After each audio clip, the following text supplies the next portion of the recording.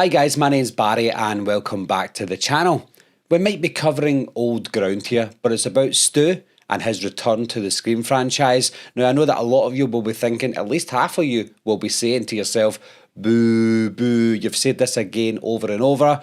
And there's just so many things that happen every time we do these videos, and then news comes out and things happen within Hollywood to make you think, do you know what, that actually could happen. Now the latest one being Five Nights at Freddy's, that just came out just over the weekend, the past few days, and as you all know, that movie made $130 million at the worldwide box office, and that includes the movie coming out in the exact same day as Peacock streaming. So if that movie didn't even go to streaming, it probably would have made a little bit more. Don't know how much more, but it would have been a lot more had it not gone to Peacock. Now you might be saying, what has Five Nights at Freddy's making $130 million at the box office got to do with the return of Stu Macher? Well, this is where the spoilers come in, guys.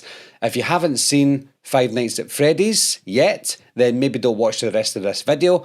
However, if you have seen it or you don't care about spoilers, then obviously continue watching. But at the end of the movie, we see that Matthew Lillard's character is revealed to be the brains behind what happens in Five Nights at Freddy's.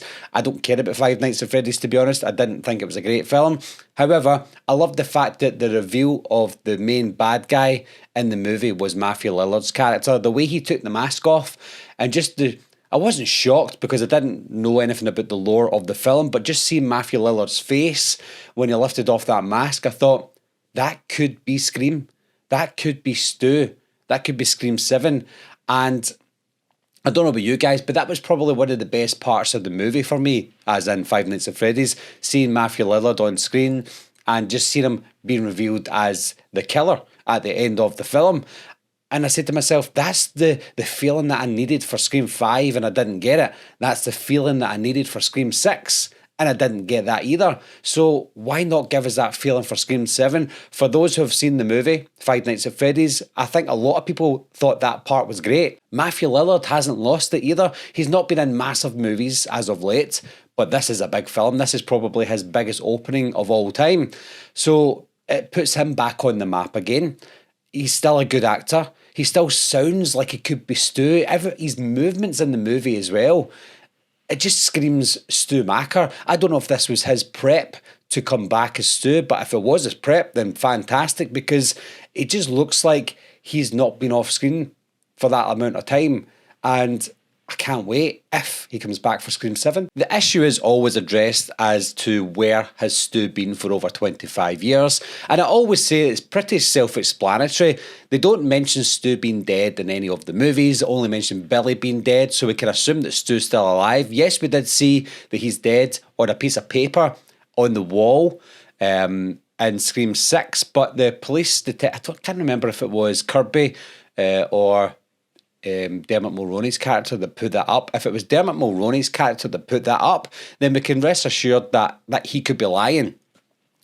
Even Kirby mentions that she doesn't know if Stu's dead or alive. I don't know if that was a joke. It could have been a joke against the audience, but at the same time, there's no definite confirmation that he's dead. Even in Scream 5, they mention, is Stu Macher still alive? So we can safely assume that he could still be alive. He might be in hiding. Maybe he didn't take the blame for all the killings in Scream 1. Maybe it was all put down to Billy, which seems to be the case. So Stu served a lesser time, maybe even served 25 years. And if he served 25 years, he would have got out in 2021, just in time for the new killings to begin in Scream 5 and 6. So it all joins together perfectly. Stu might still be out there. He might be in hiding.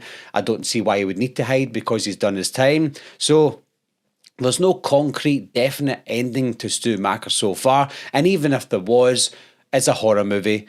Anything can happen in a horror movie. Retcons happen all the time in horror films. And look at Scream 6. Everyone gets stabbed 150 times and they're all fine. They're all jumping about laughing and joking at the end of the movie. So for you to say that Stu Macher can't be alive, come on guys, it's a horror movie at the end of the day. If I were the producers over at Paramount, I would be looking at Five Nights at Freddy's right now and say to myself, that movie made a lot of money, almost the same amount as Scream did in its entirety.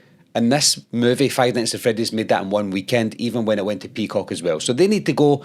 We're taking Matthew Lillard and we're bringing him back for Scream 7. So I've got 3 questions for you guys. Did you like Matthew Lillard's performance in Five Nights at Freddy's?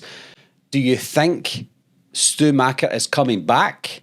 And do you want Stu Macher to come back? Leave those comments down below, guys. Let me know what you think. And as always, thanks a lot for watching. Thanks for subscribing, and I'll see you soon. Meeting adjourned. I'll be right back. What are you waiting for, huh? Coming to get you, Barbara. Ever played Skin the Cat? Someone's in the back! See